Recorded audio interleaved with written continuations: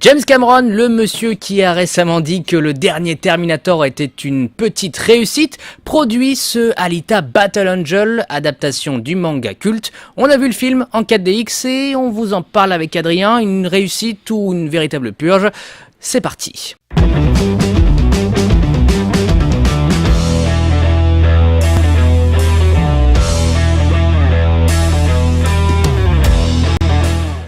Salut à tous, bienvenue dans ce tout nouveau numéro de One Shot sur Script.fr. Heureux de vous reparler cinéma et non des moindres, puisqu'aujourd'hui nous allons vous parler de l'adaptation du manga culte Alita Battle Angel, réalisé par l'ami Bob Rodriguez, Robert Rodriguez bien sûr, le réalisateur de Sin City, mais aussi des très curieux Spy Kids, on est en train d'en reparler peut-être dans l'émission, et produit par James Cameron, le mec qui en 10 ans n'aura réalisé finalement que Avatar et qui aura passé son temps à produire les 2, 3, 4, 5 qui ne verront peut-être jamais le jour.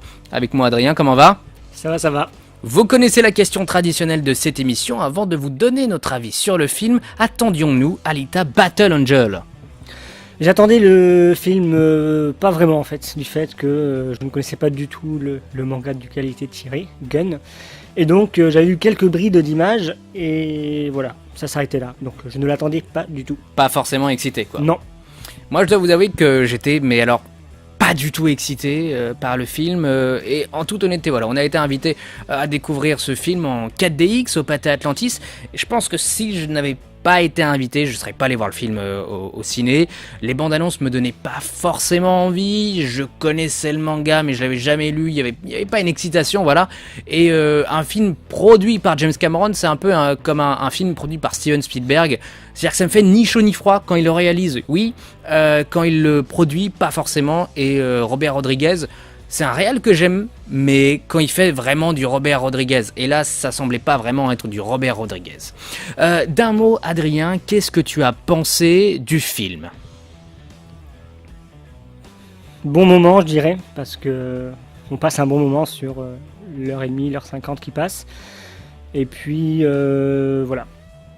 Ouais, je dirais que je suis assez étonné en fait, agréablement surpris. Pareil, bon moment. On a vu le film vendredi dernier, on tourne cette émission mercredi, et j'en garde un bon souvenir en fait de ce film. Je vais pas dire que j'ai envie de le revoir, mais pas très loin. En tout cas, j'ai envie de voir une suite. On parlera probablement d'une potentielle suite. Est-ce que ça se fera ou non en fin d'émission ?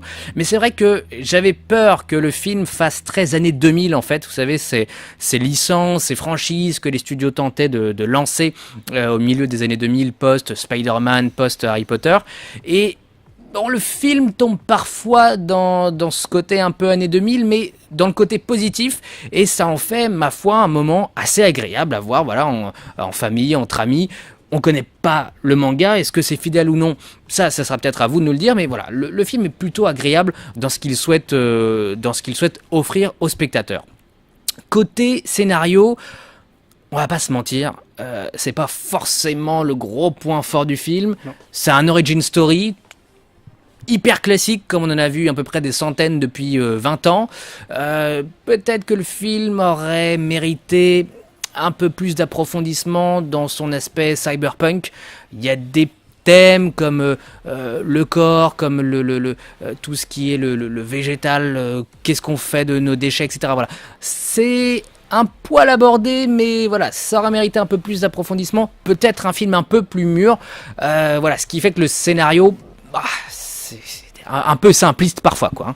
Après, le film partait sur des bonnes bases. J'avais à l'esprit Pinocchio, en fait. Il y a le côté du créateur qui découvre une machine, quelque chose en miettes, qu'il va reconstruire de ses propres mains pour en faire un être vivant. Et puis, ça donnait l'envie d'une histoire un peu baroque, sur cette créature qui ne sait pas d'où elle vient, où elle va, qui se pose plein de questions. Donc vraiment le côté Pinocchio que j'attendais. Et au final, c'est vrai que toutes les questions restent à la surface. Comme tu disais, le côté écologique, le côté mécanique. Donc un scénario qui fonctionne du début à la fin, quelques légères longueurs. Il y a des moments, on revient sur certaines choses, on tourne en rond. Donc c'est un peu le point négatif. Mais l'histoire, je pense, mérite d'être travaillée dans la suite. Ouais, peut-être que sur une suite, on aurait un scénario plus approfondi. En général, dans une trilogie, le 2, c'est toujours le film le plus construit, le plus sombre. Voilà, je trouve que ça serait pas mal, d'autant plus que le film est inspiré. Franchement, il y a plein d'inspirations. On parlait de l'aspect cyberpunk qui est très ancré dans beaucoup des mangas qui ont été édités dans les années 80, début des années 90. Il y a vraiment de ça, mais on pensait par exemple à Robocop, on pensait à Total Recall, voilà. Côté cinématographique des années 80-90, qui ont mal vieilli, mais qui sont quand même dans nos cœurs et que l'on aime regarder, parce que ça a mal vieilli, mais c'est une époque que ce film-là, je pense, en 30 ans, 40 ans, risque de ne pas avoir la même répercussion sur les consciences, sur les cœurs, quoi. Ouais, c'est un peu le problème que j'ai, comme je vous l'avais évoqué, avec cet aspect année 2000, c'est-à-dire que si vous jetez un œil sur ces grandes sagas ou tentatives de grandes sagas au cours des années 2000, vous avez quand même paquet de films qui ont mal vieilli, quoi.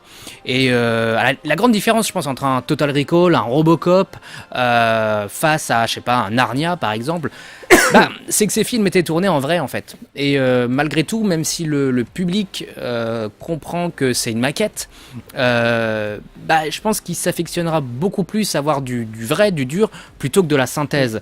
Et le personnage principal de ce film, Battle Angel, Alita,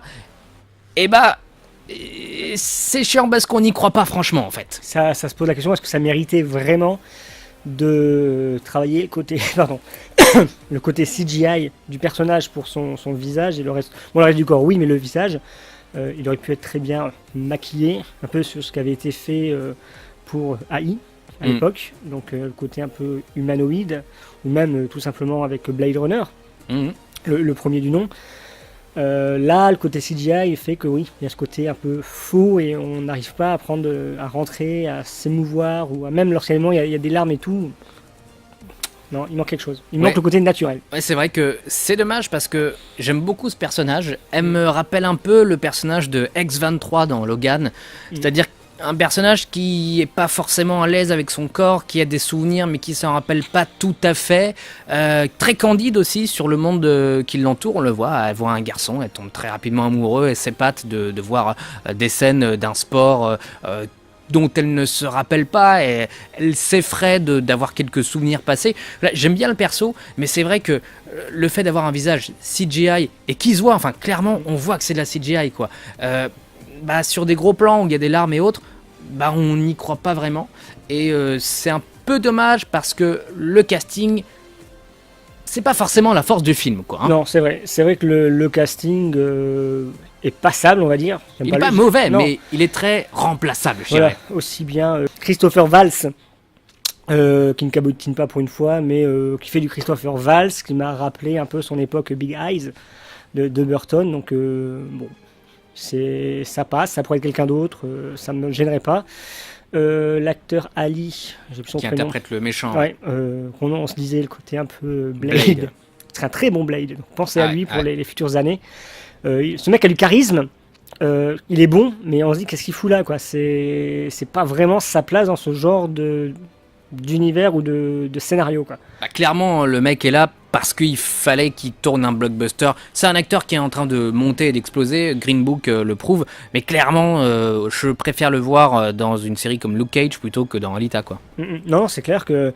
Et puis l'actrice principale, voilà, ce côté CGI qui est dommage, parce que je pense qu'elle mériterait d'être au plus naturel pour montrer vraiment son talent d'actrice, parce que là, on sent très bien que elle ne fait pas grand chose dans le film, quoi. Si tout est truqué, voilà, où est la part d'humaine de cette actrice, quoi. Et d'ailleurs, ce qui est assez rigolo dans ce que tu dis, c'est que c'est quand même un film sur le corps, en fait. Est-ce que le corps nous appartient? Qu'est-ce qui, le cœur, le cerveau, qu'est-ce qui importe le plus? Et c'est vrai que, comme tu le dis, on ne sait pas, en fait. Ça se trouve, son visage a été complètement gommé en post-prod et toutes les émotions ont été refaites, trafiquées, repensées en ordinateur. C'est un peu frustrant. Voilà, sans faire une redite de ce que Adrien a dit, le cast est bon, pas mauvais, mais en toute honnêteté, on aurait pu voir un tout autre acteur, on aurait pu voir Jude Law par exemple à la place de Christophe Waltz, ça aurait absolument rien changé. Il y a quand même quelque chose qui est intéressant dans ce casting, c'est les troisième voire quatrième couteau, notamment avec une scène dans un bar, et comme toutes les scènes dans un bar dans ce type de film, eh bien ma foi elles sont assez succulentes parce que vous avez des personnages très atypiques, très marqués, mais qui fonctionnent de manière très agréable. Et qui mériteraient eux-mêmes un film centré sur eux, quoi, où savoir un peu leur backstory, savoir d'où ils viennent, surtout on pense aux cow-boys avec des chiens mécaniques, on va pas trop spoiler, mais qui est plutôt cool. Qui dit film réalisé par Robert Rodriguez et produit par James Cameron, dit forcément scène spectaculaire, scène d'action, et le film en manque pas, hein, je dois avouer que c'est le gros point positif je trouve du film, notamment une scène quasiment une scène finale de sport, puisque voilà il y a ce sport, une sorte de roller avec une rollerball, voilà, le rollerball, ouais. Ça m'a fait penser un peu à ce film des années 70-80, Rollerball, avec James Caan, qui était un putain de film. Bon, il y a eu un remake après, bon, c'est une autre histoire qui était pas terrible. Bon. Voilà, mais voilà, les scènes sont sympas, donc on l'a vu en KDX. Voilà, si je tousse, c'est parce qu'on était au niveau des ventilos pendant 2 heures, donc c'est le seul point négatif pour moi. Le mec va mourir. Mais sinon, on est dedans, on est all inclusive. Spécial dédicace. Fabien Antonente, si tu nous écoutes. Dans le film, et puis les chorégraphies sont top. Franchement, c'est fluide, ça fonctionne. L'histoire de la planète, un peu c'est déjà vu 1000 fois, on connaît le message qu'on veut passer, mais ça passe. Après, certains moments, voilà, c'est comment ça va vieillir, et puis je pense qu'on aurait pu avoir plus de mécanique. Ouais, c'est vrai que l'aspect mécanique, on l'a un peu justement sur ces persos un peu secondaires, voire troisième couteau. Après, visuellement, il y a la problématique du big boss, quoi, du gros méchant un peu. Vous savez, le géant, les Goonies, là, un peu bizarre, voilà. J'ai pensé à ça aussi. Donc, c'est un peu dommage parce qu'on est en 2018, c'est le style 2019. Pardon, on est en 2019. C'est le style de méchant qu'on n'a pas vraiment envie de revoir déjà qu'à l'époque de, on va dire, là cette fois-ci en 2018 de Ready Player One, le méchant un peu métallique, là, un peu Skeletor, c'était limite. Ouais, c'est vrai que le Big Boss qui fait très Big Boss jeu vidéo, en fait, plus le film avance, plus il devient moins crédible. Et c'est un peu dommage parce que effectivement, là, typiquement, je pense qu'ils auraient pu faire de la vraie méca. En fait, je sais pas pourquoi ils l'ont pas fait. Ça s'est déjà fait dans les années 80. Enfin, encore une fois, je pense à Robocop. Il y a eu plein de choses comme ça et bon, ça aurait été pas. Je suis même pas sûr que ça aurait coûté véritablement plus cher et surtout, ça aurait été beaucoup plus crédible. Enfin, les gars, revenez des fois vers la maquette ou vers la méca parce que le public voit que c'est complètement fake en fait, quoi. Pourtant, quand on parle de Robocop, l'autre méchant, le bras droit, un peu côté Robocop tout en métal, est vachement réussi. Et il est génial, en plus avec un character design qui est, je trouve, superbe. Robert Rodriguez réalise le film. Est-ce que c'est vraiment du Robert Rodriguez ? J'ai plutôt l'impression que le gars a envie d'essuyer les quelques échecs économiques qu'il a subis ces dernières années et qu'il a envie de se lancer sur une franchise potentiellement un succès. Parce que là, je sens pas du tout la patte de Robert Rodriguez, mis à part la maîtrise technique du film, mais on est loin d'un Machete ou d'un Desperado, quoi. La suite, ça te donne envie de voir une suite ou pas ?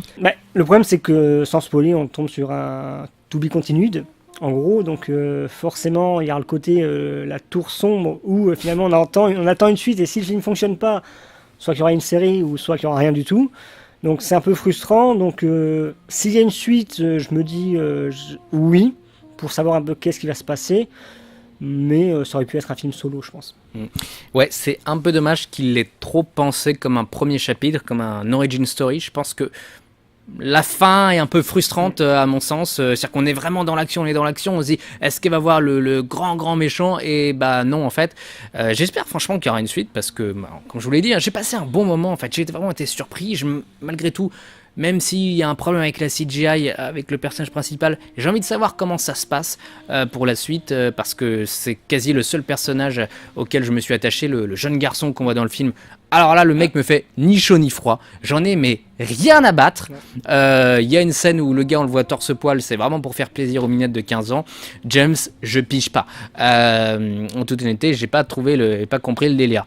Mais j'ai envie de voir une suite pour savoir comment ça se passe et surtout, est-ce qu'on peut explorer beaucoup plus l'aspect cyberpunk, les bas-fonds en fait de la ville qu'on aperçoit, quoi. Et puis je pense que vous pourrez trouver facilement les Easter eggs de Cameron sur sa filmographie, quoi. Adrien, est-ce que tu conseilles à nos amis d'aller voir Alita Battle Angel ? Allez-y, c'est les vacances, donc allez-y. allez-y aussi, c'est le blockbuster de ce mois de février, voilà. Que vous ayez lu ou non d'ailleurs le manga, je pense que c'est un moment assez agréable, voilà. En tout cas, le spectacle, l'aspect entertainment, voilà, je trouve que le job est fait, quoi. Hein. Et puis si vous allez avec 4DX, mettez-vous au centre de la salle. Ouais, de toute façon, voilà, la 4DX c'est pas mal, je trouve Non, que dans ça les va, mouvements on c'est est toujours clair. cool, quoi. Mais voilà, Adrien est au bord de la mort, quoi. Et là, je m'interroge parce que, en fait, sachez que cette émission, nous la tournons une seconde fois. Et la première fois, on avait parlé de Sami Nasseri, et je sais pas pourquoi.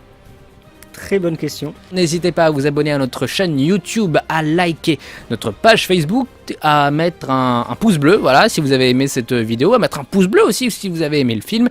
N'hésitez pas à mettre en commentaire ce que vous avez pensé de ce film. La comparaison aussi avec le comic. Le manga, pardon. Avec le manga, voilà, le gars va se faire déjà descendre, là c'est sûr, là on est parti pour au moins 20 pouces négatifs. Désolé. Mettez un gros spoiler si vous divulguez quelques scènes un peu, voilà, un peu secret bien sûr.